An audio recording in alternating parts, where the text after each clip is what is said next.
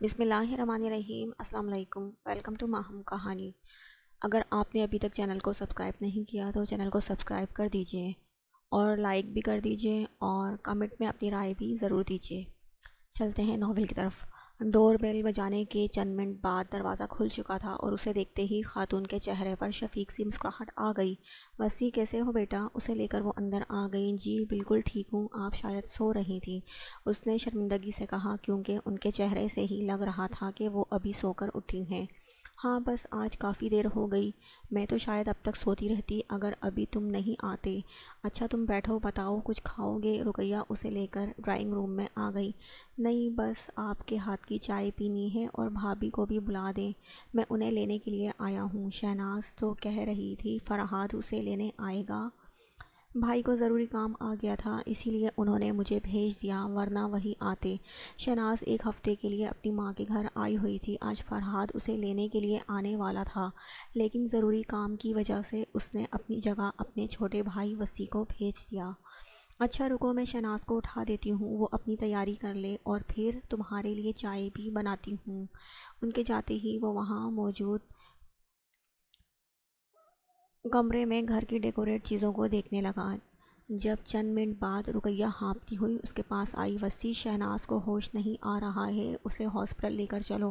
ان کے کہنے پر وہ شہناز کے کمرے کی طرف بھاگا اور اگلے ہی پل اسے اپنی باہوں میں اٹھا کر گھر سے نکل گیا۔ اس کے پیچھے پیچھے رقیہ گھبرائی ہوئی سی آ رہی تھی اور دل میں اپنی بیٹی اور اس کی ہونے والی اولاد کے لیے مسلسل دعا کر رہی تھی۔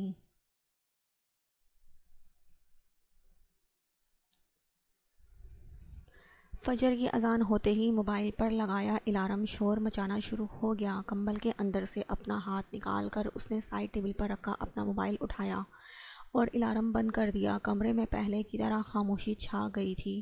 نارتھ نازم آباد میں اس وقت فجر کی اذان کا وقت ہو رہا تھا۔ اپنے کمبل کو اپنے اوپر سے ہٹایا اور ہر روز کی طرح ذہن مکمل بیدار ہوتے ہی اسے یہ خیال آ چکا تھا کہ وہ اپنے گھر میں نہیں ہے، وہ اپنے گھر والوں کے پاس نہیں ہے، ان سے دور ہے۔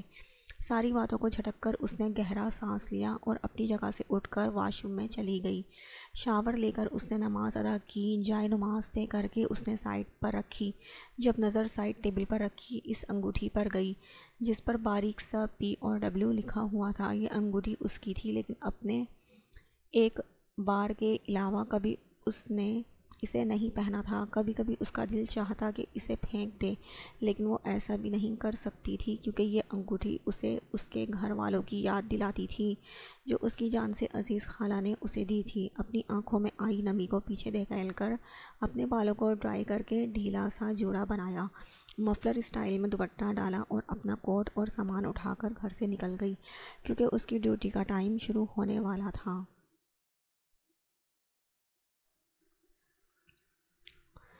مبارک ہو بیٹا، ہوا ہے۔ ڈاکٹر کی بات سنتے ہی ان دونوں کے چہرے پر موجود پریشانی ختم ہو کر اب اطمینان بھری مسکراہٹ آ چکی تھی۔ اور میری بیٹی کیسی ہے؟ رقیہ نے آگے بڑھ کر شہناز کے بارے میں پوچھا۔ وہ بھی بالکل ٹھیک ہے اور بیبی بھی بالکل ٹھیک ہے۔ آپ لوگ میرے ساتھ آئیں، مجھے بیبی کے بارے میں کچھ ڈسکس کرنا ہے۔ انہیں تسلی دے کر ڈاکٹر نے انہیں اپنے پیچھے آنے کا کہا تھا۔ نرس ڈاکٹر ثمینہ کہاں ہیں؟ اپنے پیشنٹس کو چیک کر کے اس نے نرس سے ڈاکٹر ثمینہ کے بارے میں پوچھا۔ ڈاکٹر، وہ اپنے کیبن میں ہیں۔ نرس کی بات سن کر وہ ڈاکٹر ثمینہ کے کیبن کی طرف بڑھ گئی تھی جہاں وہ اپنے کیبن سے نکل رہی تھیں۔ ان کے ساتھ ایک مرد اور عورت کھڑے تھے جن کی پشت اس کی طرف تھی۔ وہ وہیں تھوڑے فاصلے پر کھڑی ہو کر ان کے جانے کا انتظار کرنے لگی تھی۔ وسیع مڑ کر جانے لگا جب نظر تھوڑے فاصلے پر کھڑی لڑکی کی طرف گئی اور اس کے قدم اپنی جگہ پر جم سے گئے تھے۔ اس پر نظر پڑتے ہی سن تو پریشے بھی ہو چکی تھی، لیکن فوراً ہوش میں آتے ہی وہ الٹے قدموں وہاں سے بھاگ گئی۔ پری رکو! وسیع تیز تیز قدم اٹھاتا اس کے پیچھے بھاگا اور اس کی آواز سنتے ہی پریشے کے بھاگتے قدم مزید تیز ہو گئے۔ وہ تیزی سے بھاگ رہی تھی، اس کا سانس بری طرح سے پھول رہا تھا، لیکن پھر بھی وہ رک نہیں رہی تھی۔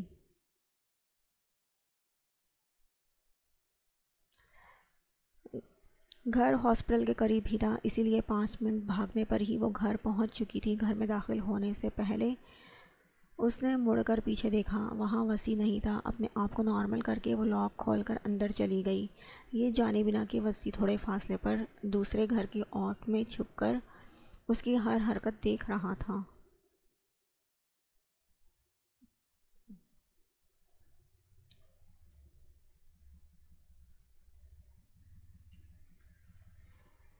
کافی دیر اس کا ذہن انہی خیالات میں الجھا پڑا تھا۔ ایسا چاہیے تھا، کیا اس نے جو کیا وہ ٹھیک تھا؟ اسے ایسا کرنا چاہیے تھا۔ وہ جب سے ہاسپٹل سے آئی کونے میں بیٹھی بس پرانی باتیں سوچ رہی تھی، اور اس طرح سوچتی رہتی اگر ڈور بیل نہ بجتی۔ ڈور بیل کی آواز سن کر اس کا دل زوروں سے دھڑکا۔ یہاں پر بھلا کون آ سکتا تھا؟ دھڑکتے دل کے ساتھ اس نے دروازہ کھولا اور اس کا اندازہ صحیح تھا، وہاں وسیع سمیت اس کے سب گھر والے موجود تھے۔ 2 تولے کی مندری لا دے، 3 تولے کا کنگنا، منہ دکھائی دے دے، پھر تو لے جا اپنے انگنا، نہ سمجھ تو چیز پرانی، چہرہ میرا پیس نرالی، دیکھے گا تو کھا جائے گا سو جھٹکے۔ فل آواز میں گانا چل رہا تھا۔ لاؤنج میں شور مچا ہوا تھا، وہاں موجود سب لڑکیاں اینا کو دیکھ کر زور زور سے تالیاں بجا رہی تھیں، جو کمر کے گرد کس کر دوپٹہ باندھے مہارت سے ڈانس کر رہی تھی۔ بس کرو لڑکیوں، جاؤ جا کر کھانا کھا لو، کب سے اس کھیل میں لگی ہوئی ہو؟ اماں جان جو ابھی وہاں پر آئی تھی ان سب کو دیکھ کر کہنے لگی، کیونکہ وہ سب کافی دیر سے یہی کام کر رہی تھی۔ ہمیں بھوک نہیں ہے اماں جان، اینا نے ان لڑکیوں کے درمیان بیٹھ کر اپنی دادی کو دیکھتے ہوئے کہا تھا۔ ہاں کل آپ ہی جا رہی ہیں، جتنا وقت مل رہا ہے ہمیں ان کے ساتھ گزارنے دیجیے، پریشا نے حفصہ کے گلے میں باہیں ڈالتے ہوئے کہا، جس پر حفصہ نے مسکراتے ہوئے اسے دیکھا۔ میری پیاری بہن، تمہیں میرے دور جانے کی فکر کرنے کی ضرورت نہیں ہے، ایک بار وسیع آ جائے تو میں تمہیں اپنے پاس بلا لوں گی۔ وسیع کا نام سن کر جہاں اینا کے چہرے پر مسکراہٹ بکھری، وہیں اس کا نام پریشے کے ساتھ سن کر وہ مسکراہٹ پھیکی پڑ گئی۔ الماس بیگم حفصہ اور پریشے کی خالہ تھیں، جن کے 3 بیٹے تھے، فرحاد، احسان اور وسیع۔ ان کا ارادہ اپنے تینوں بیٹوں کے لیے اسی گھر کی لڑکیاں لینے کا تھا، لیکن انہوں نے آج تک اپنے بچوں کے ساتھ زبردستی نہیں کی تھی، اور اس معاملے میں بھی ایسا ہی ہوا۔ ان کے پوچھنے پر فرحاد نے اپنی کلاس میٹ شہناز کا نام لے لیا، اور احسان نے حفصہ کا۔ وہ دونوں بہترین دوست تھے، اور بقول احسان کے اسے حفصہ سے زیادہ اچھا لائف پارٹنر نہیں مل سکتا، اسی لیے اس کی چوائس وہی تھی۔ اور وسیع کے لیے انہیں کچھ پوچھنے کی ضرورت نہیں تھی، وہ جانتی تھی کہ وسیع بچپن سے پریشے کو پسند کرتا ہے۔ فرحاد اور شہناز کی شادی ان کی پڑھائی مکمل ہوتے ہی ہو چکی تھی، جبکہ الماس بیگم کا حفصہ اور احسان کے بارے میں بھی یہی خیال تھا کہ ان کی شادی ان کی پڑھائی ختم ہونے کے بعد ہو، اور ایسا ہی ہوا تھا۔ حفصہ کے گریجویشن کرنے کے بعد فوراً ہی شادی کی تیاریاں شروع ہو چکی تھیں۔ الماس بیگم کا ارادہ پریشے اور وسیع کی شادی بھی انہی کے ساتھ کرنے کا تھا، لیکن وسیع اس بات سے انکار کر چکا تھا۔ وہ چاہتا تھا کہ پریشے اپنی ہاؤس جاب مکمل کر لے، جو کہ ہونے ہی والی تھی، اور جب تک وہ خود بھی اپنی پڑھائی مکمل کر کے کینیڈا سے واپس آ جاتا۔ BBA کا لاسٹ ایئر چل رہا تھا، اس کے امتحان ہونے والے تھے، اسی لیے وہ ابھی تک واپس نہیں آیا تھا۔ جہاں حفصہ کو ہمیشہ احسان کے نام سے چھیڑا جاتا تھا، وہیں پریشے کو بھی وسیع کے نام سے یہی سب کچھ سننے کو ملتا تھا۔ اینا جانتی تھی کہ پریشے اور وسیع ایک دوسرے کے ساتھ منسوب ہیں، لیکن پھر بھی وہ خود کو اس سے محبت کرنے سے روک نہیں پائی تھی۔ وسیع اس کا اچھا دوست تھا، لیکن اس نے کبھی اینا کو اس نظر سے نہیں دیکھا تھا جس نظر سے وہ اسے دیکھتی تھی۔ اینا نے آج تک یہ بات کسی کو نہیں بتائی تھی، اور نہ ہی کبھی اپنے رویے سے کسی کو ایسا محسوس ہونے دیا تھا جس سے کوئی بھی اس کے دل کا حال جان پاتا۔ وہ بس رب سے دعا کرتی تھی کہ وسیع کا خیال اس کے دل سے نکل جائے، کیونکہ وہ کسی اور کا تھا، اور وہ خود بھی اپنے دل میں بس اپنے محرم کو رکھنا چاہتی تھی۔ لیکن جب بھی وہ اپنے دل سے وسیع کی محبت نکل جانے کی دعا کرتی تھی، اسے وسیع مزید اپنے دل کے قریب محسوس ہوتا تھا۔ جی نہیں، اپنا وصی اپنے پاس رکھیں، مجھے نہیں کرنی اس بندر سے شادی۔ غلط بات پری، ہم تو آپ کے انتظار میں بیٹھے ہیں اور آپ کہہ رہی ہیں آپ کو بندر سے شادی نہیں کرنی۔ ویسے میں بندر کہاں سے لگتا ہوں؟ وصی کی آواز سن کر ان سب نے حیرت سے اس آواز کی طرف دیکھا جہاں بلیک جینز اور جیکٹ میں وہ خوبرو مرد کھڑا گہری نظروں سے پریشے کو دیکھ رہا تھا۔ وصی تم کب آئے؟ اسے دیکھ کر حفصہ اپنی جگہ سے اٹھ کر خوشی خوشی اس سے ملی۔ بس جب میری شان میں ڈاکٹر پری قصیدے پڑھ رہی تھیں۔ اپنی بات کہتے ہوئے اس نے دوبارہ پریشے کی طرف دیکھا اور وہاں بیٹھی اماں جان سے ملنے لگا، جبکہ پریشے اٹھ کر اپنے کمرے میں جا چکی تھی، کیونکہ بھلے وصی سب سے مل رہا تھا لیکن نظریں اسی پر لگی ہوئی تھیں جو اسے کنفیوز کر رہی تھیں۔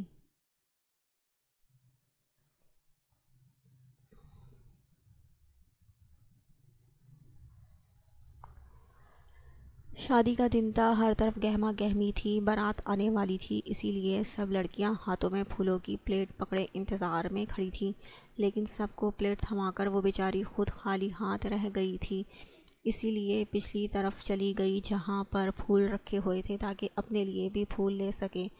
وہ پھولوں کی ٹوکری لے کر جا ہی رہی تھی جب اچانک وصی اس کے سامنے آ گیا۔ پہلے تو اچانک اسے اپنے سامنے دیکھ کر وہ گھبرائی، لیکن پھر خود پر قابو پا کر اس نے اسے ڈپٹنے والے انداز میں کہا، کیا مسئلہ ہے؟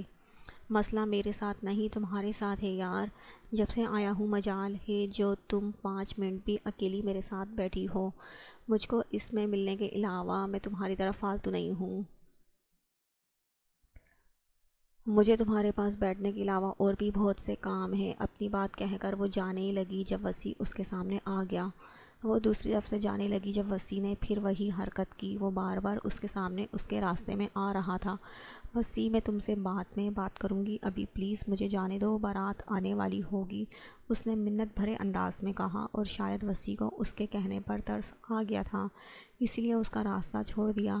ویسے بھی بارات آنے والی تھی تو پریشے کو وہیں پر موجود ہونا چاہیے تھا۔ ویسے تو اسے بھی بارات کے ساتھ ہی آنا تھا، لیکن پریشے کو دیکھنے کی جلدی میں اور اس سے بات کرنے کو بے چینی نے اسے پہلے ہی یہاں آنے پر مجبور کر دیا تھا۔ بدتمیز، جاہل، فالتو انسان، خود سے بڑبڑاتی ہوئی وہ جا رہی تھی جب اینا اس کے پاس آ گئی۔ کس سے بات کر رہی ہو؟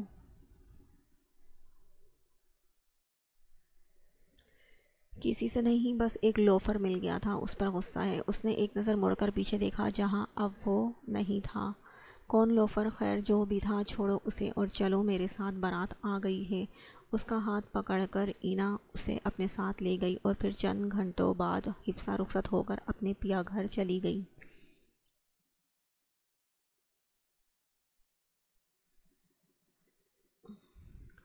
شادی کی تقریبات ختم ہوتے ہی سب پھر سے اپنی اپنی روٹین میں آ گئے اور دن تیزی سے پر لگا کر اڑ گئے۔ پریشے کی ہاؤس جاب مکمل ہو چکی تھی اور وصی بھی اپنی اسٹڈیز مکمل کر کے آنے والا تھا، اور اس کے آنے پر پہلے ہی الماس بیگم اسے وصی کے نام کی انگوٹھی پہنا کر جا چکی تھیں، جس پر باریک سا POW لکھا ہوا تھا، لیکن اسے اس سب میں کوئی خوشی نہیں ہو رہی تھی۔ اپنے اس رشتے کی وجہ سے تو وہ پہلے ہی پریشان رہتی تھی، اور اس کی پریشانی میں مزید اضافہ سائمہ بیگم کے ایکسیڈنٹ نے کر دیا۔ وہ اور پریشے شاپنگ پر گئی تھیں جب ایک تیز رفتار ٹرک انہیں ٹکر مار کر چلا گیا۔ وہ حواس باختہ سی ہو کر انہیں ہاسپٹل لائی تھی۔ اس نے سب گھر والوں کو انفارم کر دیا تھا، جو اس کی بات سنتے ہی ہاسپٹل آ گئے تھے۔ سب سے سمجھا رہے تھے،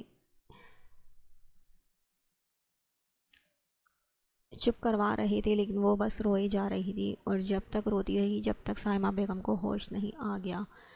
اس کی شادی کی بات جو دبی ہوئی تھی وہ سائمہ بیگم کے صحت یاب ہوتے ہی پھر سے اٹھ چکی تھی، اور یہی تو وہ نہیں چاہتی تھی۔ وہ بھلا وصی سے شادی کیسے کر سکتی تھی؟ اس نے سائمہ بیگم کو اپنا انکار سنا دیا، جس کے بعد اسے اچھی خاصی ڈانٹ پڑ چکی تھی، اور ساتھ یہ تاکید بھی کی گئی تھی کہ اسے آئندہ ایسی بات اپنے ذہن میں بھی نہیں لانی ہے۔ ان کی طرف سے مایوس ہو کر وہ ظفر صاحب کے پاس جانا چاہتی تھی تاکہ اپنے باپ سے کہہ سکے کہ اسے وصی سے شادی نہیں کرنی ہے، یا پھر انہیں حقیقت بتا دے، لیکن وہ ایسا کچھ بھی نہیں بتا سکی تھی۔ اس کی شادی کو لے کر ان کے چہرے پر پھیلی خوشی اسے کچھ کہنے ہی نہیں دے رہی تھی، اسی لیے اس نے وسیع سے اس بارے میں بات کرنے کا سوچا تھا۔ ہیلو وسیع، میں پری بول رہی ہوں۔ ایسا مت بولا کرو، مجھے رونا آتا ہے۔ کیا پری اتنی خوفناک ہوتی ہے؟ اس نے شرارت بھرے انداز میں کہا۔ کوئی اور وقت ہوتا تو پریشا اسے اچھی خاصی سنا چکی ہوتی، لیکن اس وقت اس کا ذہن ان باتوں کی طرف تھا ہی نہیں۔ وسیع پلیز، میں سیریس ہوں۔ تو میں نے کب مذاق کیا؟ وسیع، میں تم سے شادی نہیں کر سکتی۔ اس کے کہنے پر دوسری طرف گہری خاموشی چھا چکی تھی، لیکن چند سیکنڈ بعد اسے اسپیکر میں وسیع کے کہے کی آواز سنائی دی۔ او مائی گاڈ پری، میں نے تو ایک چھوٹا سا مذاق کیا تھا، لیکن تم نے تو دل پر ہی لے لیا۔ اوکے، تم بہت خوبصورت ہو، بلکہ اپنے نام کی طرح ہو۔ اس کی باتیں وسیع کو مذاق لگ رہی تھی۔ وہ اور کچھ کہنا چاہتی تھی، لیکن شاید اس کے کمرے میں کوئی آ چکا تھا، اسی لیے اس نے بات کا کہہ کر فون رکھ دیا۔ اس نے حفصہ سے بات کرنی چاہی، لیکن وہ بھی اسے ہی سمجھا کر چلی گئی۔ کوئی اس کی بات سن ہی نہیں رہا تھا، اسے سمجھ ہی نہیں آ رہا تھا۔ گھر کا ماحول اسے گھٹن زدہ لگ رہا تھا، اور اس سب میں اس کی شادی کی ڈیٹ رکھی جا چکی تھی۔ اسے بس گھر سے دور جانا ہی اس سب کا حل لگا، اور اس نے ایسا ہی کیا۔ وہ کراچی میں ہی رہتی تھی اور گھر چھوڑ کر بھی وہ اسی شہر میں رہی۔ فرق بس اتنا تھا کہ اس نے علاقہ بدلا تھا۔ جس گھر میں وہ رہ رہی تھی، اس گھر کے قریب ہی موجود ہاسپٹل میں وہ جاب کرنے لگی۔ اسے گھر چھوڑے ہوئے چند ماہ ہو چکے تھے۔ اس کی پوری فیملی، سب رشتہ دار یہیں موجود تھے۔ وہ جانتی تھی کہ کبھی نہ کبھی تو وہ اسے ڈھونڈ ہی لیں گے، اور شاید وہ کبھی آ چکی تھی۔ یہ کیا بیوقوفوں والی حرکت تھی؟ مجھے جواب دو پریشا شاہ۔ وہ لوگ اسے گھر واپس لے کر آ چکے تھے، اور وہ سر جھکائے مجرموں کی طرح ان سب کے سامنے بیٹھی ہوئی تھی، جب ظفر صاحب کی چنگارتی آواز اسے سنائی دی۔ بھائی بچی ہے، اسے ڈانٹنے کے بجائے نرمی سے اس سے گھر چھوڑنے کی وجہ پوچھے۔ مظفر صاحب نے ظفر صاحب کے کندھے پر ہاتھ رکھ کر نرمی سے کہا۔ اس سے نرمی سے بات کروں، جو اپنی شادی کے دنوں میں یہ گھر چھوڑ کر ہمیں رسوا کرنے کے لیے چلی گئی۔ اسے ذرا اس بات کا احساس نہیں ہوا کہ اس کے جانے سے اس کی بہن کی اور ہماری زندگی میں کیا اثر پڑے گا؟ لوگوں کو ہم کیا جواب دیں گے؟ یہ تو شکر ہے الماس ایسی نہیں ہے، وہ حفصہ کو کچھ نہیں کہتی ہے، ورنہ کوئی اور ہوتا تو ان باتوں کے طعنے دے دے کر اس کا جینا حرام کر دیتا۔ بابا، اس نے آنسو ضبط کر کے کچھ کہنا چاہا، لیکن ظفر صاحب نے ہاتھ اٹھا کر اسے مزید کچھ کہنے سے روک دیا۔ بہت نازوں میں پالا تھا میں نے تم دونوں کو، لیکن تم نے مجھے بہت مایوس کیا ہے پریشا شاہ۔ وہ ان کی پری سے پریشا شاہ بن چکی تھی۔ میں آج ابھی اور اسی وقت تمہارا اور وسیع کا نکاح کرواؤں گا۔ ان کی بات سن کر اس نے جھٹکے سے اپنا سر اٹھایا اور پہلے انہیں پھر وسیع کی طرف دیکھا۔ اسے یہی لگا تھا شاید وسیع اس سے شادی سے انکار کر دے گا۔ بھلا وہ کیسے ایک ایسی لڑکی سے شادی کر سکتا تھا جو اسے شادی سے پہلے چھوڑ گئی ہو، اور اتنے ماہ سے پتہ نہیں کہاں غائب تھی کہ وسیع انکار کر دے گا؟ لیکن ایسا نہیں ہوا، بلکہ اس کے چہرے پر تو سکون پھیل چکا تھا، جیسے یہی تو اس کی بھی مرضی تھی۔ میں وسیع سے شادی نہیں کروں گی۔ اس کے کہنے پر ظفر صاحب نے بمشکل اپنے اشتعال کو قابو میں کیا۔ بیٹا، آخر مسئلہ کیا ہے؟ الماس بیگم نے آگے بڑھ کر کہا، لیکن اس نے کوئی جواب نہیں دیا۔ پری بتاؤ، تمہیں نکاح کیوں نہیں کرنا ہے؟ آواز مظفر صاحب کی طرف سے تھی۔ اسے ہر کسی کی آواز سنائی دے رہی تھی جو اس سے یہ جاننا چاہ رہے تھے کہ اسے نکاح کیوں نہیں کرنا۔ بتاؤ کیا مسئلہ ہے؟ پری بتا دو بیٹا، بولو۔ سب کی آوازیں جیسے اس کے کان کے پردے پھاڑ رہی تھیں۔ اپنے کانوں پر ہاتھ رکھ کر اس نے چیختے ہوئے کہا، کیونکہ میں پہلے ہی کسی کے نکاح میں ہوں۔ اس کی یہ بات جہاں سب کو سکتے میں ڈال گئی تھی، وہیں وسیع کی تو جیسے دنیا ہی لٹ چکی تھی۔ دل پہ پتھر رکھ کے منہ پہ میک اپ کر لیا۔ میرے سیاں جی، آج میں نے بریک اپ کر لیا۔ میرے سیاں جی، آج میں نے بریک اپ کر لیا۔ صبح سویرے اٹھ کے میں نے یہ سب کر لیا۔ آج وہ بے انتہا خوش تھی اور گانا گانے کے ساتھ ساتھ ناچ بھی رہی تھی۔ اس کی خوشی کی وجہ یہ تھی کہ آج اس کی ٹیوشن ٹیچر کی بات پکی ہو گئی تھی، اسی وجہ سے اب وہ اسے پڑھانے نہیں آئیں گی اور وہ صدا کی پڑھائی چور اس بات کی خوشی منا رہی تھی۔ اسے پڑھنے کا کبھی بھی شوق نہیں تھا۔ بابا سائیں کی خواہش تھی کہ وہ خوب پڑھے لکھے، لیکن اس کا پڑھائی کی طرف لگاؤ نہ دیکھ کر انہوں نے یہی درخواست کر دی تھی کہ وہ اپنا انٹر مکمل کر لے، کیونکہ میٹرک جو اس نے بمشکل پاسنگ نمبر لے کر پاس کی تھی، اس کے بعد اس کا مزید پڑھائی کا کوئی ارادہ نہ تھا۔ لیکن بابا سائی کے کہنے پر اسے زبردستی خود کو مزید 2 سال کی پڑھائی کے لیے تیار کر لیا۔ اسے جو بھی ٹیوشن پڑھانے آتا وہ اسے اتنا تنگ کرتی کہ وہ خود ہی بھاگ جاتا، اور اگر وہ نہیں بھی بھاگتا تو وہ خود یہ کہہ کر بھگا دیتی کہ اسے اس کے پڑھانے کا طریقہ سمجھ نہیں آ رہا۔ آج تک وہ ایسا ہی کرتی آئی تھی، لیکن اس بار جو اس کی ٹیوشن ٹیچر تھی وہ کافی سخت تھی، جنہیں اماں سائی یہ حکم بھی دے چکی تھی اگر یہ نہ پڑھے تو اسے مارنے سے بھی گریز نہ کریں۔ لیکن وہ اب نہیں آنے والی تھی، کیونکہ ان کی شادی جو ہونے والی تھی، اور وہ جانتی تھی کہ اتنی خوشی تو عثمانی جی کو بھی اپنی شادی کی نہیں ہو رہی ہوگی جتنی اسے ہو رہی تھی۔ 2 دن بعد اس کا پہلا پیپر تھا، لیکن اسے پرواہ نہیں تھی کیونکہ اس کی تیاری مکمل تھی۔ اس نے ہر سوال کے چھوٹے چھوٹے پرچے بنا لیے تھے۔ اس وقت تو بس وہ اپنی خوشی میں مگن تھی جب اسے کسی کی دہاڑتی آواز سنائی دی۔ یہ کیا بےہودگی ہے! اس کی آواز سن کر قصوہ نے ہڑبڑا کر اپنے کمرے کے دروازے پر کھڑے اس شخص کو دیکھا۔ چہرے پر موجود گھنی سیاہ مونچھوں کو اپنے تاؤ دیا ہوا تھا، گندمی رنگت اور سیاہ قمیض شلوار پر اپنے کریم کلر کی شال ڈالی ہوئی تھی، اور اس وقت وہ خوبرو مرد اپنی لال سرخ ہوتی آنکھوں سے قصوہ شاہ کو گھور رہا تھا۔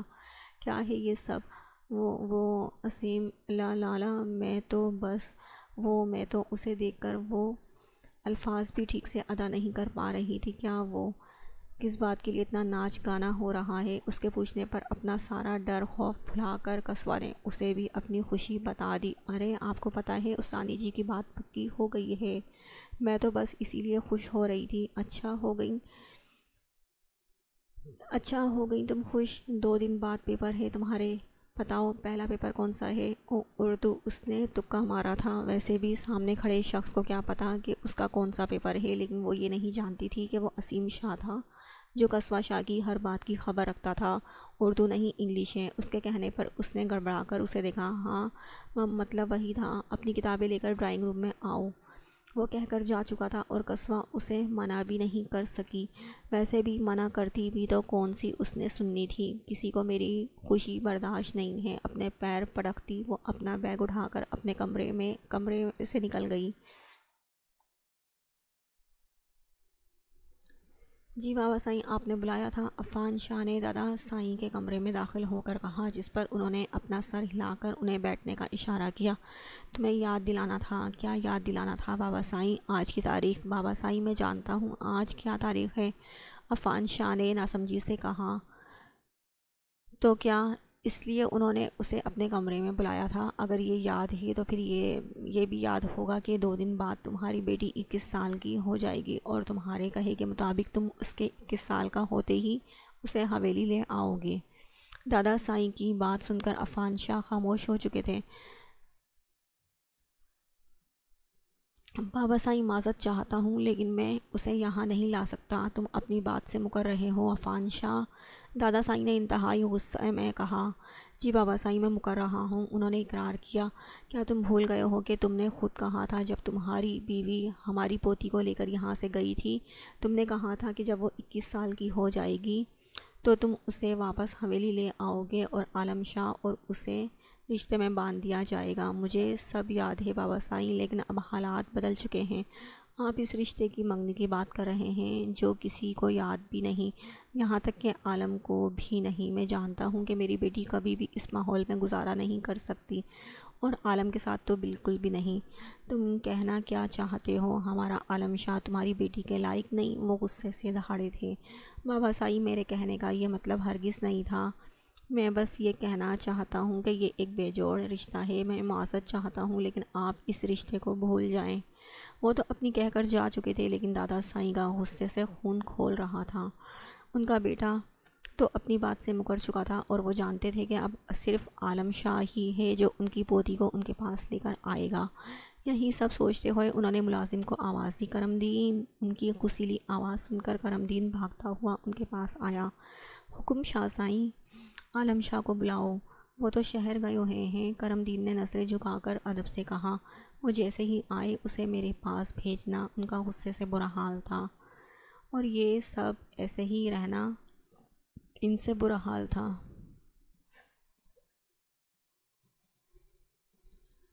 جب تک عالم شاہ ان کے پاس نہیں آ جاتا۔ بالوں کی اونچی پونی بنائے ہر طرف نظریں دوڑا کر وہ تیز تیز سائیکل چلاتی ہوئی اپنی منزل کی جانب بڑھ رہی تھی۔ فلاور شاپ پر رک کر اس نے پھول خریدے اور سائیکل کے آگے لگی باسکٹ میں ڈال دیے۔ نظریں سامنے بنے کیفے کی طرف گئیں، جہاں سے اگر چھوٹو اسے دیکھ لیتا تو بھاگ کر اس کے پاس آ جاتا۔ شعیب کیفے کی مالکن روزینہ کا بیٹا تھا، جسے وہ چھوٹو کہتی تھی۔ گھر پر کسی کے نہ ہونے کی وجہ سے روزینہ اسے اپنے ساتھ لاتی تھی اور وہ اپنا کام کرتی رہتی اور چھوٹو کیفے کے باہر کھیلتا رہتا تھا۔ اور ایک دن اسی طرح کھیلتے کھیلتے وہ کافی دور نکل آیا تھا اور اس بات کا احساس ہوتے ہی وہ رونا شروع ہو چکا تھا، کیونکہ اسے کیفے کا راستہ نہیں پتہ تھا۔ ایسے میں اسے روتا دیکھ کر وہ وہی اس کے کیفے کا نام بتانے پر اسے کیفے میں چھوڑنے آ گئی تھی، جس کے بعد وہ روز اس راستے سے گزرتی تھی۔ اس کی روزینہ کے ساتھ اچھی دوستی ہو چکی تھی اور چھوٹو کے ساتھ بھی۔ جہاں چھوٹو اس کا دوست تھا، وہیں چھوٹو کے لیے عائرہ شاہ بھی اس کی موسٹ فیوریٹ پرسن تھی۔ وہ جانے ہی والی تھی جب اسے دیکھ کر چھوٹو کیفے سے نکلتا ہوا خوشی خوشی اس کی جانب بڑھا۔ عائرہ! وہ بھاگتا ہوا اس کی طرف آ رہا تھا جب اچانک ایک بلیک پراڈو نے اسے ٹکر مار دی اور وہ دوسری طرف جا گرا۔ اسے دیکھتے ہی عائرہ بھاگتی ہوئی اس کی جانب لپکی اور اس کا سر اپنی گود میں رکھ لیا۔ وہ بے ہوش ہو چکا تھا۔ شعیب کے اور اس کے کپڑے خون میں رنگ چکے تھے۔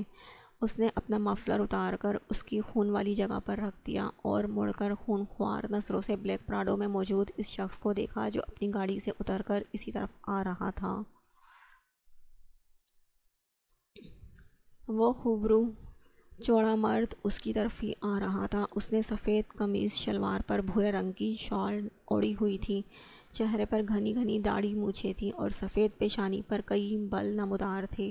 تم گاڑی میں بیٹھنے والی زمین پر چلنے والوں کو کیڑے مکوڑے سمجھتے ہو؟ کچھ نہیں دیکھتے، بس انہیں روند کر چلے جاتے ہو۔ اس کے قریب آتے ہی عائرہ نے سخت لہجے میں کہا، جس سے عالم شاہ کی سفید پیشانی پر مزید بل میں اضافہ ہو چکا تھا۔ دیکھو لڑکی، مجھ سے زیادہ زبان درازی کرنے کی ضرورت نہیں ہے۔ میں نے یہ سب کچھ جان بوجھ کر نہیں کیا ہے، اور ویسے بھی غلطی اس بچے کی ہے۔ اس بچے کی غلطی نہیں ہے، غلطی تمہاری ہے، اور اب تم اسے ہاسپٹل لے کر جاؤ گے۔ عائرہ کے کہنے پر عالم شاہ نے غصے سے اسے گھور کر دیکھا۔ ہاسپٹل تو وہ اس بچے کو ویسے بھی لے کر ہی جاتا، لیکن مردوں کے سامنے اس طرح بات کرنے والی لڑکیاں اسے ہرگز پسند نہیں تھیں۔ اس کا بس چلتا تو ایسی لڑکیوں کی زبان کھینچ لیتا۔ عائرہ کے کہنے پر اب اس کے سر پر کھڑے ہو کر اسے بچے کو ہاسپٹل لے کے جانے کا کہہ رہے تھے۔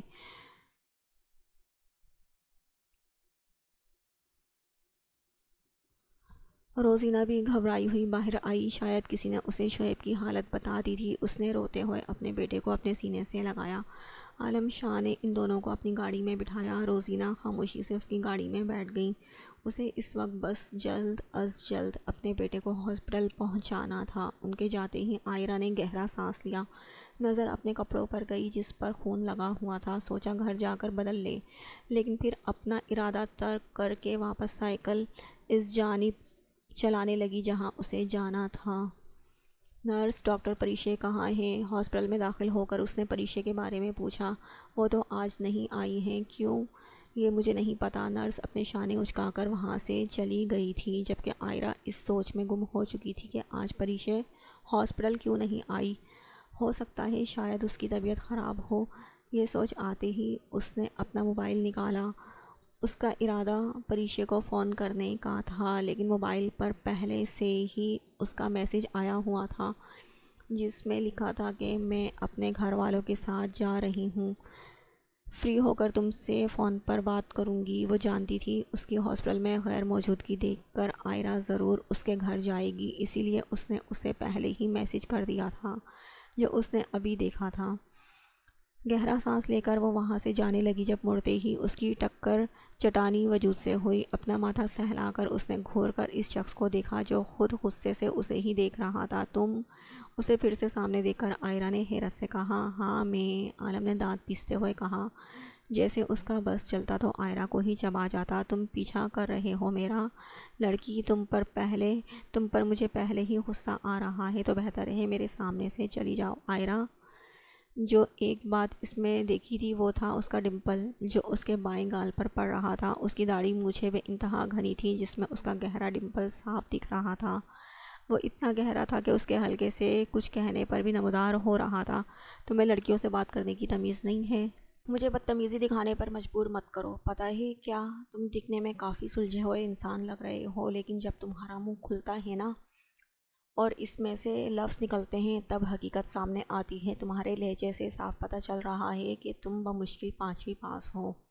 تم ہوتی کون ہو مجھے بتانے والی کہ میں کتنا پڑھا ہوا ہوں؟ بہتر ہوگا کہ آئندہ میرے سامنے نہ آؤ، ورنہ تم جانتی نہیں ہو کہ عالم شاہ کس مصیبت کا نام ہے۔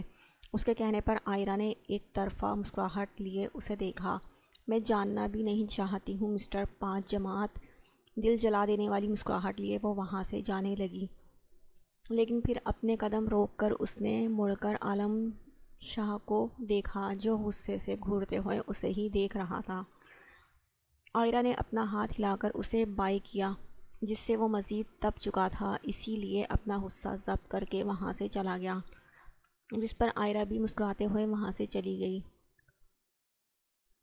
کتابیں کھولو، اس کے بیٹھتے ہی اسیم نے حکم دیا، جس پر منہ بناتی ہوئی وہ اس کا کہا گیا سبجیکٹ نکال کر بیٹھ گئی۔ زیادہ نہیں، کم از کم اتنی تیاری تو کروا ہی سکتا ہوں کہ تم پیپرز میں پاسنگ مارکس لے لو۔ میں تمہیں امپورٹنٹ سوال یاد کروا دوں گا، اور اب جب تک تمہارے پیپر نہیں ہوتے تب تک تم روز میرے پاس بیٹھ کر 3 گھنٹے پڑھو گی۔ قصوہ اس کی باتوں پر سر گھما رہی تھی۔ نہیں، آپ کیوں میرے اوپر وقت ضائع کر رہے ہیں؟ میں اپنی تیاری خود کر لوں گی۔ مجھے کوئی شوق نہیں ہے تمہارے ساتھ بیٹھ کر اپنا سر کھپانے کا۔ چاچا سائیں نے کہا ہے کہ اب تمہاری ٹیوشن ٹیچر نہیں آئے گی، اسی لیے تمہارے پیپرز تک میں روز 3 گھنٹے تک تمہاری یہ شکل دیکھوں۔ یہ والا سوال میں سمجھا رہا ہوں، پھر مجھے یاد کر کے سناؤ۔ اسیم نے جرنل اس کے سامنے رکھ کر اسے وہ سوال سمجھایا۔ اس کا چہرہ دیکھ کر ہی لگ رہا تھا کہ اس کے کچھ پلے نہیں پڑا، جس کی وجہ سے اس نے اسے دوبارہ وہ سوال سمجھایا جو اس بار اسے سمجھ آ گیا تھا، لیکن اس نے پھر بھی یہی کہا کہ اسے سمجھ نہیں آیا۔ اسے یہی لگا کہ شاید اس چیز سے وہ تنگ آ کر اٹھ کر چلا جائے گا، لیکن اس کے 4 بار پوچھنے پر بھی وہ اسے اچھے طریقے سے سمجھا چکا تھا، جس کے بعد اس نے غصے سے اس جرنل کو اٹھا کر اپنے سامنے کیا۔ اگر اب بھی سمجھ نہیں آیا تو بتا دو۔ نہیں شکریہ، بہت اچھے سے سمجھ آ گیا ہے، اس نے منہ بنا کر کہا۔ پہلے ہی بار سن کر وہ اچھی خاصی بیزار ہو چکی تھی، پہلے ہی وہ 4 بار سن کر اچھی طریقے سے بیزار ہو چکی تھی۔ ٹھیک ہے، 15 منٹ بعد مجھے اس کا جواب سناؤ۔ اس کی بات جیسے اس نے ہوا میں اڑائی تھی اور جلدی ٹائم ختم ہونے کا انتظار کرنے لگی تاکہ اس کی یہاں سے جان چھوٹ جائے۔ 15 منٹ تک وہ بس اپنے سامنے لکھے سوال اور اس کے جواب کو گھورتی رہی۔ جب 15 منٹ مکمل ہوتے ہی اسیم نے جرنل اس کے ہاتھ سے لے لیا۔ سناؤ۔ وہ یاد نہیں ہوا اسیم لالا، یہ سوال بہت بڑا ہے۔ سیریسلی قصوہ، تمہیں ایک چھوٹا سا سوال بڑا لگ رہا ہے؟ پرائمری کی اسٹوڈنٹ نہیں ہو تم، پلیز اسے تھوڑا چھوٹا کر دیں، اس نے منت بھرے انداز میں کہا، جس پر اسیم نے سوال کے مین پوائنٹس نکال کر اسے دے دیے، اور اس کے دیتے ہی وہ ہل کر رٹے لگانے لگی، کیونکہ اسے پتہ تھا بنا یہ سوال سنے تو وہ اسے یہاں سے جانے نہیں دے گا، اسی لیے یہاں بیٹھنے سے بہتر تھا وہ جلدی سے رٹے لگا کر اسے سوال سنا کر چلی جاتی۔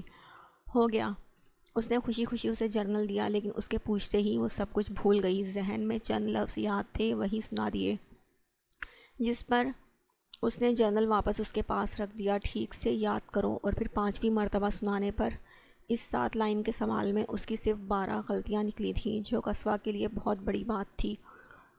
ایک اور بار یاد کرو۔ نہیں پلیز، اب اور نہیں، اتنا اچھا تو سنایا ہے۔ 7 لائن کا سوال تم نے مجھے 5 بار سنایا ہے، اور وہ بھی غلطیوں سمیت، 40 منٹ میں۔ نہیں، آپ کوئی دوسرا سوال یاد کروا لیں، یہ ہو گیا۔ اس کے کہنے پر اسیم نے دوسرا سوال اس کے سامنے کیا، اور اسے سمجھانے لگا، جبکہ واقعی میں اسے اپنے سامنے دوسرا سوال لگاتے دیکھ کر اس نے خود کو کوسا۔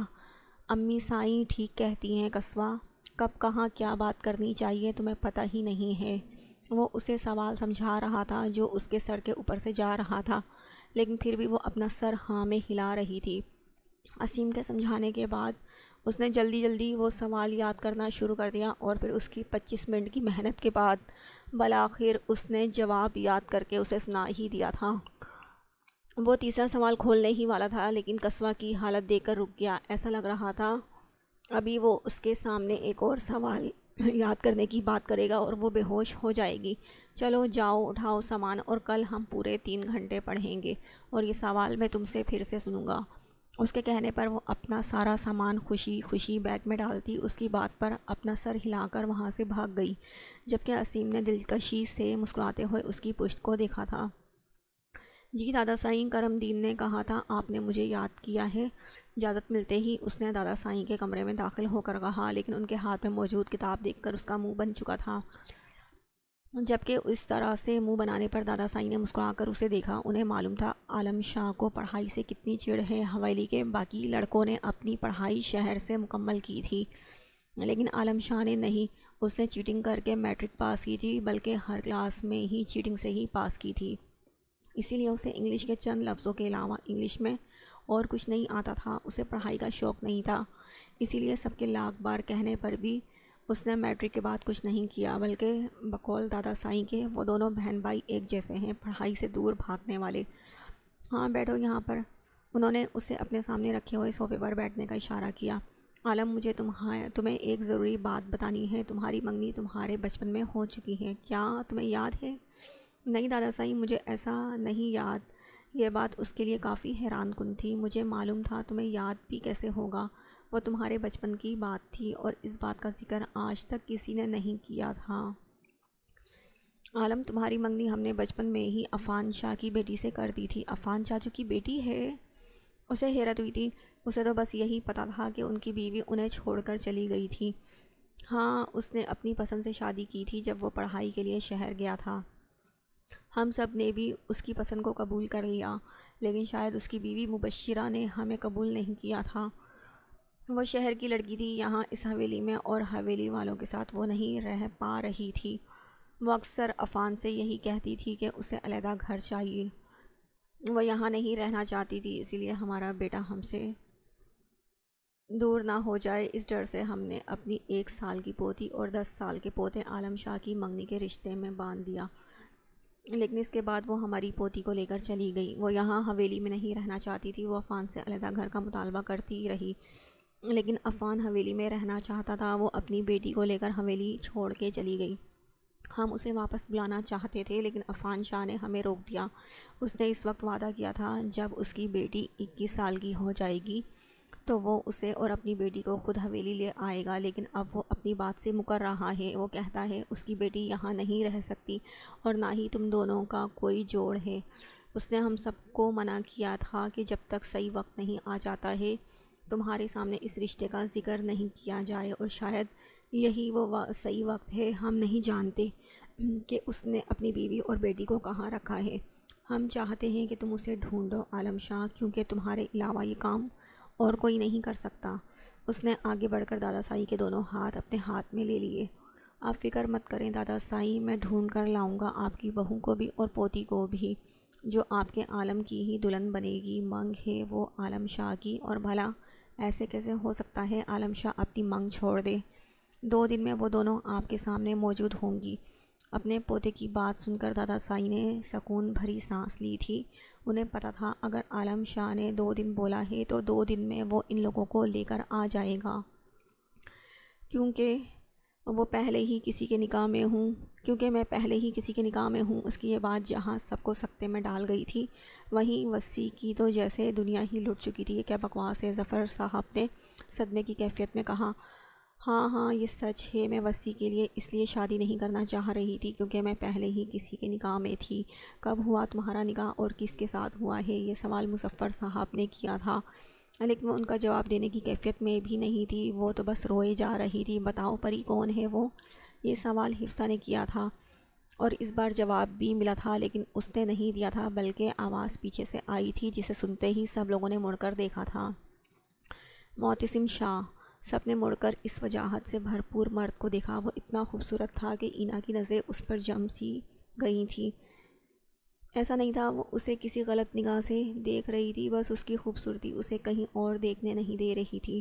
اس نے بلیک کلر کا ویسٹ کوٹ، بلیک ٹائی کے ساتھ بلیک جینز پہنی ہوئی تھی، وائٹ شرٹ کی آستین کو فولڈ کیا ہوا تھا، چہرے پر ہلکی ہلکی داڑھی مونچھیں تھی۔ اس کا بلیک کوٹ اس کے پیچھے کھڑے اس کے گارڈ نے احتیاط سے پکڑا ہوا تھا۔ میں ہوں معتصم شاہ اور یہ ہیں مسز معتصم شاہ۔ شٹ! اس نے غصے سے اپنی گاڑی کے ٹائر پر لات رسید کی۔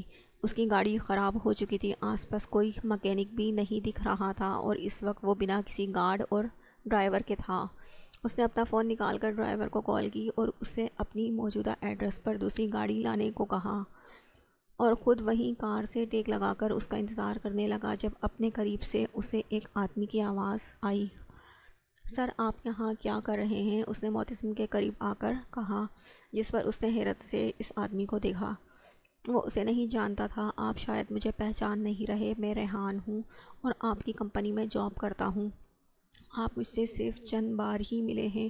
آئی ایم سوری، میں آپ کو پہچان نہیں پایا۔ نہیں سر، کوئی بات نہیں۔ آپ یہاں کیا کر رہے ہیں؟ میری کار خراب ہو چکی ہے، میں اپنے ڈرائیور کا ویٹ کر رہا ہوں، وہ دوسری کار لانے والا ہوگا۔ تو آپ میرے ساتھ چلیں، میری کزن کی شادی ہے، آپ جب تک وہاں بیٹھ جائیں۔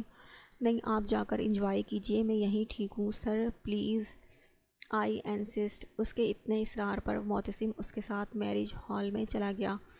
سب اس کے لیے اجنبی تھے، اسے یہاں آنا بے حد عجیب لگ رہا تھا۔ اسے بٹھا کر ریحان خود بھی اس کے پاس بیٹھ گیا، لیکن کوئی بار بار اسے بلا رہا تھا۔ پلیز آپ جائیں، میں یہاں ٹھیک ہوں۔ معتصم نے اسے دیکھتے ہوئے کہا، جو اپنے کام چھوڑے اس کے پاس بیٹھا ہوا تھا۔ آپ یہاں بیٹھے ہیں، آپ کے لیے کولڈ ڈرنک لے کر آتا ہوں میں۔ اس کے جانے کے بعد معتصم ارد گرد دیکھنے لگا، جب نظر دور کھڑے بات کرتے لڑکے اور لڑکی کی طرف اٹھی۔ اس لڑکی نے گولڈن کلر کا لہنگا پہنا ہوا تھا اور منت بھرے لہجے میں اپنے سامنے کھڑے لڑکے سے کچھ کہہ رہی تھی۔ اس کے ہاتھوں میں پھولوں کی ٹوکری تھی۔ اپنی جگہ سے اٹھ کر وہ اس کے قریب جانے لگا۔ پتہ نہیں اس لڑکی میں ایسی کیا کشش تھی جو اسے اپنی طرف کھینچ رہی تھی۔ وسیع، میں تم سے بعد میں بات کروں گی، ابھی پلیز مجھے جانے دو، بارات آنے والی ہوگی، اس نے منت بھرے انداز میں کہا، اور شاید وسیع کو اس کے کہنے پر ترس آ گیا تھا، اسی لیے اس کا راستہ چھوڑ دیا۔ اس کے ایسا کرتے ہی وہ وہاں سے چلی گئی۔ اسے ٹوکری میں موجود پھولوں کی چند پتیوں کو ہاتھ میں لیا جب سامنے سے آتے شخص سے اس کی زوردار ٹکر ہوئی، لیکن اس سے پہلے کہ وہ گرتی، وہ وجود اسے سنبھال چکا تھا۔ اس کے ہاتھ میں موجود پھول کچھ اس کے چہرے، کچھ اس کے کپڑوں پر، جبکہ باقی سارے زمین پر گر چکے تھے۔ اس نے صدمے سے اسے دیکھا۔ تم نے میرے سارے پھول گرا دیے، بارات آنے والی ہے، اس نے اپنے پھولوں کو دیکھتے ہوئے کہا۔ تو کیا ہوا، یہ پھول اٹھا لیتے ہیں؟ زمین پر گرے پھولوں کو دیکھ کر معتصم نے اپنا مفت مشورہ دیا، جبکہ نظریں بار بار اس کے حسین چہرے کا طواف کر رہی تھی۔ اپنا مشورہ اپنے پاس رکھو، میں تو آپ جناب کہہ رہا ہوں، لیکن شاید آپ کو یہ تکلف پسند نہیں ہے۔ اچھا تو بتاؤ، تمہارا نام کیا ہے؟ پریشا منہ کھولے اس اجنبی کو دیکھ رہی تھی جو آپ سے تم تک اور پھر نام پوچھنے تک آ چکا تھا۔ تمہیں کیا کرنا ہے؟ میرا نام جان کر تعارف کروانا ہے، کلثوم۔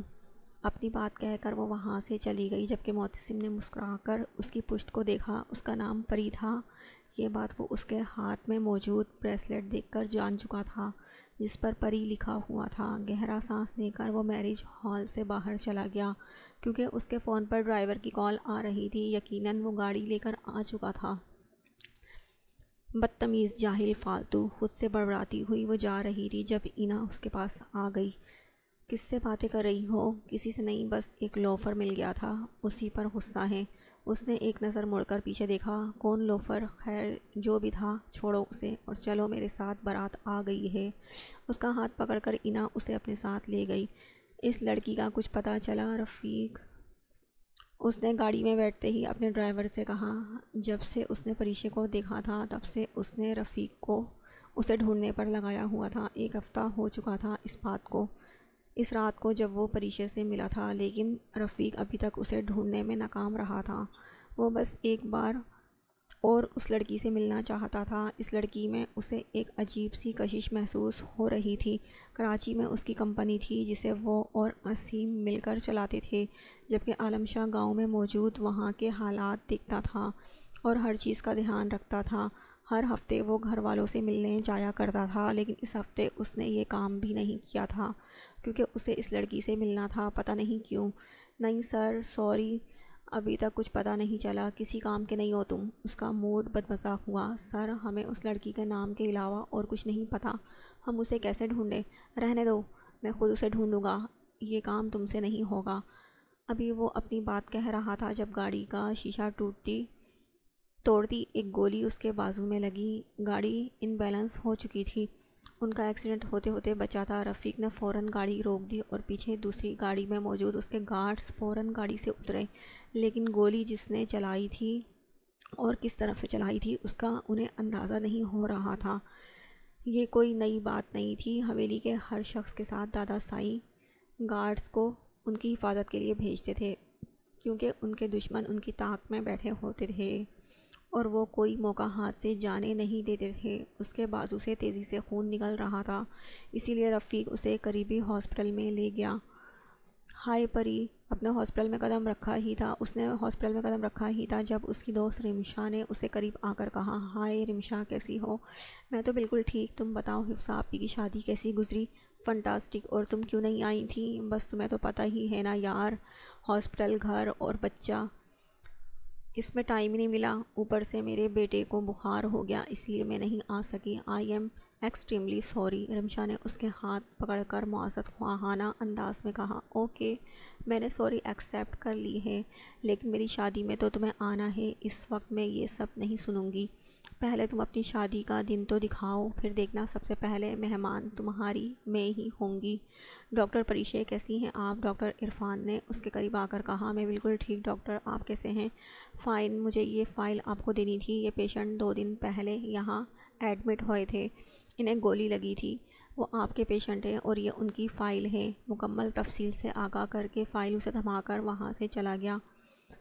اس کے جانے کے بعد پریشا نے اپنے ہاتھ میں موجود فائل ریڈ کی اور اس کمرے میں چلی گئی جہاں وہ پیشنٹ تھا۔ کیا حال ہے معتصم؟ عالم نے اس کے کمرے میں داخل ہو کر کہا، جس پر اس نے منہ بنا کر اسے دیکھا۔ دیکھ نہیں رہا کیا حال ہے؟ میں بیمار نہیں ہوں، لیکن اس ہاسپٹل میں رہ کر میں ضرور بیمار ہو جاؤں گا۔ تو کس نے کہا تھا گولی کھانے کو؟ دل چاہ رہا تھا، گھر میں کھانا نہیں مل رہا تھا نا، اسی لیے میں نے گولی کھا لی۔ معتصم نے گھور کر اسے دیکھا۔ ہاں ہاں ہاں، اچھا چل اب بس جلدی سے ٹھیک ہو جا۔ دادا سائیں بھی تجھے بہت یاد کر رہے ہیں اور گھر میں بھی سب پریشان ہیں۔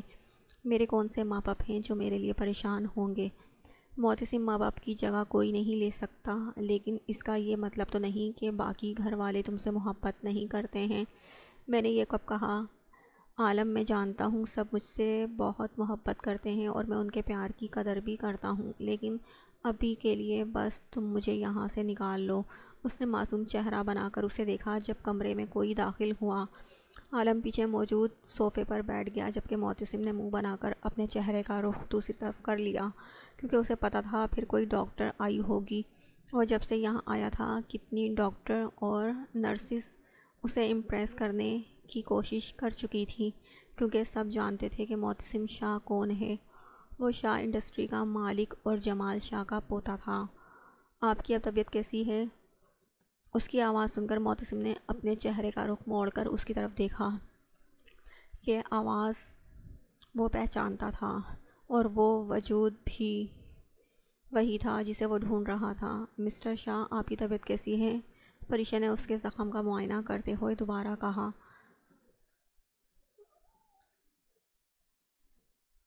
وہ شاید اسے پہچان نہیں پائی تھی، ایسا معتصم کو لگا۔ میں اب بالکل ٹھیک ہوں، معتصم نے اسے دیکھتے ہوئے مسکرا کر کہا، جس پر اس نے اپنا سر ہلا دیا۔ جب تک وہ وہاں رہی تھی معتصم کی نظروں کے حصار میں رہی تھی، جس سے اسے بے حد الجھن ہو رہی تھی۔ کیا بات ہے، ویسے تو مجھے یہاں سے جانا ہے کہہ کہہ کر کان پکا دیے تھے، اب 2 دن سے اتنے خاموش پڑے ہو؟ عصیم نے اس کے قریب بیٹھ کر کہا، جس پر وہ فقط مسکرا کر رہ گیا۔ وہ اسے کیا بتاتا کہ ہاں اب تو اسے یہاں رہنا واقعی میں اچھا لگ رہا ہے۔